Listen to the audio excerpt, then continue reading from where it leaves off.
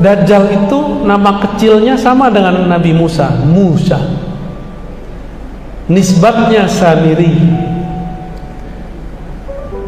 Dia anak daripada hasil ritual setan ayah dan ibunya, dan itu tertulis dalam kitab, riwayatnya sahih. Ayahnya Samiri ini, mohon maaf, dan ibunya udah sekian datang ke dokter, ke dukun, gak punya anak. Datanglah ke dukun yang paling sakti, yang bisa mengakses Azazil, iblis. Ternyata itu dukun iblis yang nyamar. Sampai sekarang iblis bisa nyamar, Pak. Bisa nyamar. Bisa nyamar jadi orang, bisa meminjam lidah orang. Apa kata si dukun? Kalau engkau pengen punya anak, maka lakukanlah, mohon maaf, hubungan suami istri di kuil berhala. Jadi ada dulu kuil, di situ berhala semua, tapi sudah nggak ada orang yang berkunjung. Maka datanglah dia suami istri ke sana, karena malu setiap hari ditanya, kapan kau punya anak? Mandul. Perempuan digituin stres nggak? Ditanyain kapan kau punya anak, udah stres. Apalagi dibilangin mandul, ayolah bang, carilah dukun bang. Dapatlah dukun setan. Akhirnya mereka melakukan ritual, tapi dikasih amalan-amalan iblisiah. Dilakukanlah hubungan suami istri di situ. Karena pakai ritual iblis, ternyata iblis meminjam tubuhnya untuk menghamili istrinya. Maka hamillah istrinya. Secara nutfah sperma suaminya, tapi secara spirit Azazil. Itulah anak iblis paling sakti di dunia, bernama Musa bin Sam'un atau Dajjal bin Azazil. Jadi kalau ada orang bertanya, adakah iblis punya anak separuh manusia? Ada. Itu namanya Dajjal. Itulah biodata Dajjal, Pak. Ya, kita kan menceritakan apa yang kita dapat aja ya. Yang kita nggak dapat kita nggak bisa cerita. Waktu lahir itu anak belean atau belean. Abah seorang awak tuh ya Anof. Bukan di sini nih tuh. Cik Mato. Buhu Abah Soleh. Baciri matonya, Pak. Jadi matanya tuh kalau bahasa Seberang tuh belean. Mata itu ya bertahun-tahun. Tahun pertama, kedua tuh nggak bisa buka. Skenarionya mirip seperti dulu Banul Jan terjadi kiamat pertama bangsa jin di bumi. Allah kirimlah Jibril untuk menyelamatkan Azazil. Kejadiannya mirip, cuma bedanya ini bukan kiamat. Di negeri Samara, tempat Samiri lahir, terjadi banjir besar. Allah kirimlah Jibril bersayap 360 kanan, 360 kiri. Cepatnya bukan main, selamatkan anak Azazil. Ini skenario Allah semua. Ini Allah semua yang atur, Pak. Jadi kita senyum-senyum aja, ini Allah yang atur semua. Ya, Allah lagi buat drama akhir zaman. Nah, lolos nggak nih? Ikut kalut atau waras? Diambillah tuh anak, nggak ketahuan ayahnya kemana. Maka Samiri sampai hari ini dia nggak tahu ayahnya di mana, dan dia masih meyakini ayahnya hidup. Dibawalah ke suatu pulau seperti dulu ayahnya Samiri, ayah batinnya yaitu iblis. Dididik oleh Jibril, diajarkan zikir. Bedanya kalau dulu Azazil diizinkan zikir di langit 1, 2, 3, 4, 5. Tapi pintu langit kan sudah ditutup, kecuali untuk Nabi Muhammad sallallahu alaihi wasallam. Maka Azazil, anak Azazil bernama Samiri ini dilatih Ismul A'zam, Al-Ismul A'zam. Jadi Samiri ini bisa sakti karena Allah kasih nama lewat Sayyidina Jibril alaihis. Sakti dia, Pak. Binatang abad bisa tunduk sama dia. Sihirnya mirip-mirip dengan aslinya. Maka dialah rajanya Sahara, ya, orang-orang ahli sihir itu dia rajanya. Ini kok kayak asik didongengin, Pak? Ini bukan dongeng, Pak, ini asli. Ini cerita asli yang saya ceritakan. Setelah bertahun-tahun, kira-kira umur 7, 8, 9, 10, kita tidak bisa memastikan di riwayat itu, barulah si Samiri matanya kebuka bagian kiri. Yang kanan sampai sekarang until now masih baciri. Masih ada bisa boleh. Masih belean, Pak, sampai sekarang bagian kanan. Jadi bukan seperti yang dibayangkan orang satu mata. Itu imajinasi seniman. Apalagi matanya di tengah. Itu kalau di Songgoku namanya, Pak. Oh, yang tahu nih Bang Mukla nih. Tenshinhan ya, nggak tahu lah namanya apa tuh. Itu imajinasi, Pak. Jadi matanya tetap dua. Itu nanti jadi alamat bagi orang yang faham, karena Samiri ini bisa nyamar jadi muka Habib dia, bisa nyamar jadi muka kiai, nggak kelihatan. Tapi saya melihat dalam beberapa pergerakan itu dia muncul bayang-bayangnya, Pak. Matanya mirip. Karena saya pernah bermimpi diizinkan Allah ketemu Dajjal.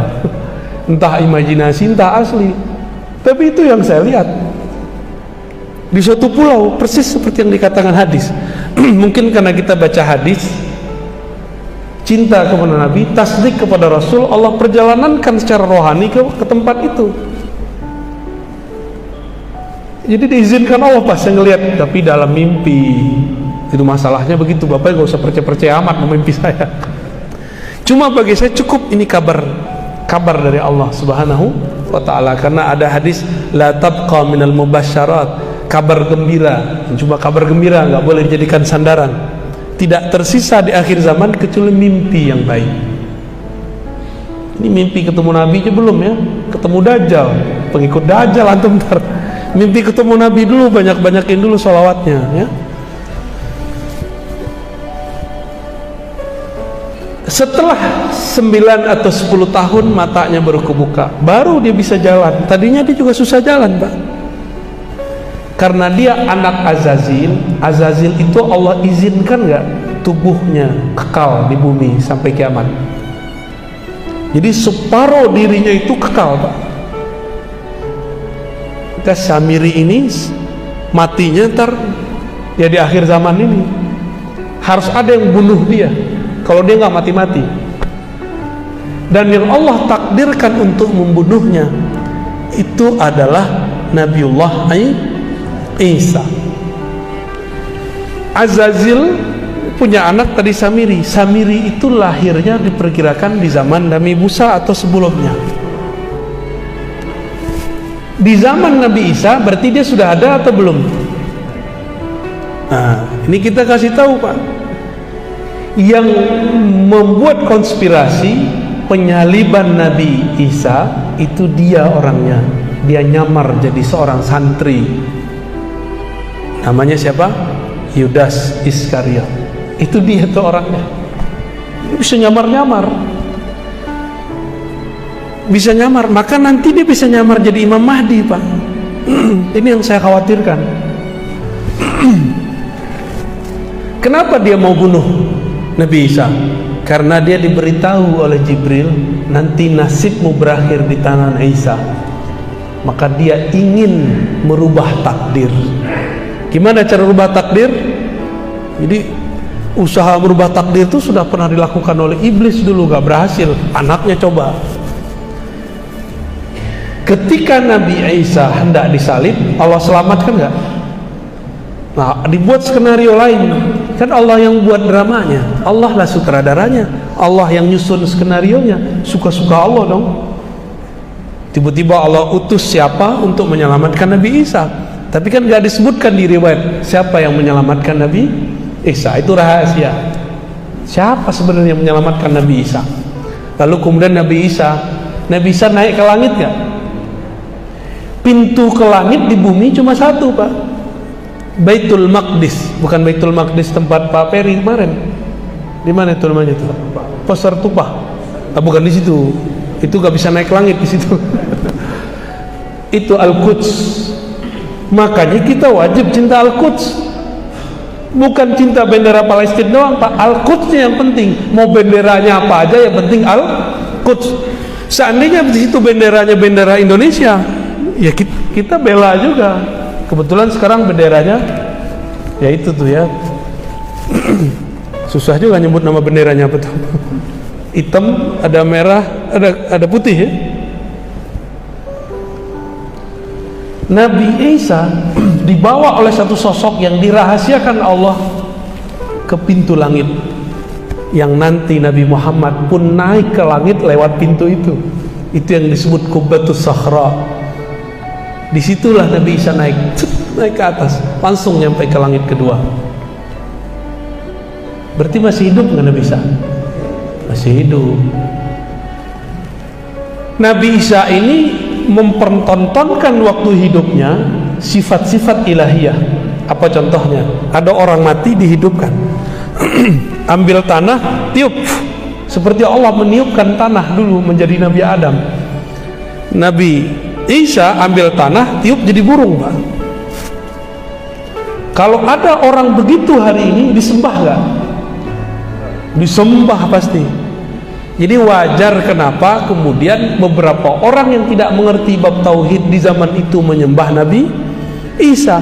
Mereka lupa Nabi Isa sendiri nggak menyembah dirinya, tapi menyembah Allah Subhanahu wa ta'ala.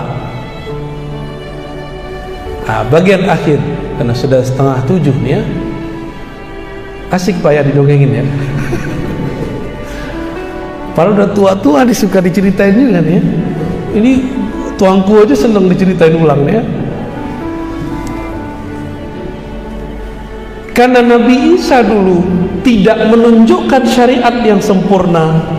Syariatnya belum selesai, umur 33 sudah diangkat. Maka nanti disempurnakan, turun lagi di masa akhir zaman, disempurnakan dengan syariat paling sempurna, syariat baginda Nabi Muhammad sallallahu alaihi wasallam. Ya. Nanti dapat tugas. Apa tugasnya? Al-Mahdi beri pedang. Ini pedang. Sembelihlah itu sih. Dajjal tuh nggak bisa dibunuh, Pak. Ditusuk, mau dibom nggak mati-mati. Berarti ada suatu rahasia di pedang itu, dan ada kejadian yang melemahkan si Dajjal. Kita nggak tahu rahasianya apa.